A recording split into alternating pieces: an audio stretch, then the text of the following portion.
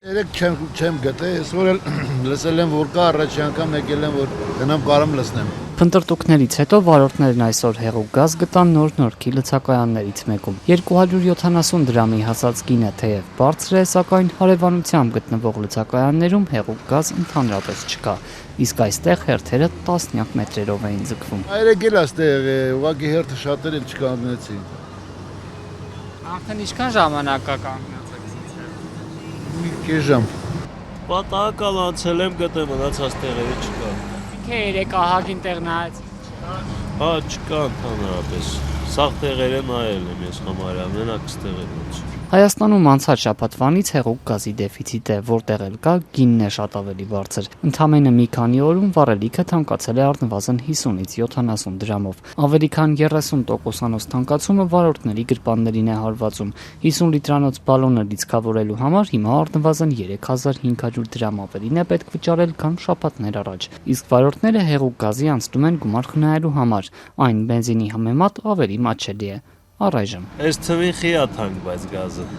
Yandex-ը շուորտում պահենք էտա էլ այդ ձև են անում, ինչ անենք։ Մի քանի օր լռելուց հետո կառավարությունը միայն այսօր արձագանքեց հազարավոր վարորդների այս հարցադրմանը։ Վստահեցնում են, շուկան մշտադիտարկման տակ է ու պետական կառույցները հետևում են իրավիճակին անհիմն գնաճն ու հնարավոր սպեկուլյատիվ դրսևորումները բացառելու համար։ Մինչդեռ մրցակցության պաշտպանության հանձնաժողովը, որն էլ պետք է հետևի խաղի կանոններին, մշտապես պնդում է, որ այստեղ հիմնականում անելիք չունի, քանի որ շուկան մրցակցային է համարում։ Ավելի քան 180 ընկերություններ են հեղուկ գազ ներկրում Հայաստան։ Էկոնոմիկայի նախարարությունից պարզաբանում են, Լարսի անցակետում առաջացած կուտակումների պատճառով որոշ բեռնատարների մուտքը Հայաստան ուշացել է, ինչն էլ ազդել է մատակարարումների վրա։ Հայաստանը Ռուսաստանին կապող միակ ցամաքային անցակետում դարձյալ խցանումներ են։ Եղանակային պայմանների պատճառով Բերին Լարսի ճանապարհը մի քանի օր առաջ փակել էին։ Օրերս վրացական կողմը տեղեկացրեց, թե ճանապարհն անցանելի է, սակայն միջպետական ճանապարհի տարբեր հատվածներում ծանր բեռնատարների համար երթևեկության ավելի խիստ կանոններ են սահմանել։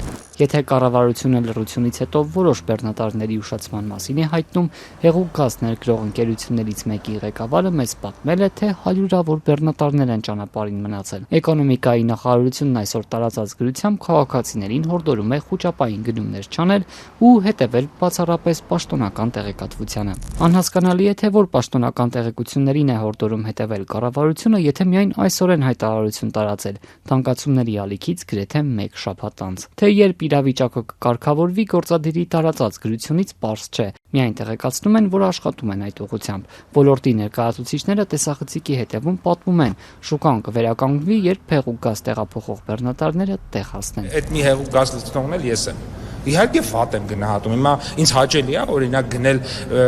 մի բան, ասենք 20, 30 կամ 40 դրամ ավելի թանկ։ Իհարկե ոչ։ Պատմությունը պարբերաբար է կրկնվում։ Ռուս-վրացական սահմանին ճանապարհն անանցանելի է դառնում ու հաշված օրերի ընթացքում Հայաստանում վառելիքը կտրուկ թանկանում է։ Հեղուկ գազ դժվար էր գտնել նաև այս տարեսկզբին։ Հենց այդ ժամանակ էկոնոմիկայի նախարար Գևորգ Պապոյանը տեղեկացրեց, թե Ադրբեջանի տարածքով երկաթուղով հեղուկ գազ փոխադրելու համաձայնություն կա։ 3 ամիս անցավ, հեղուկ գազ բերող ոչ մի վագոն Հայաստան չմտավ։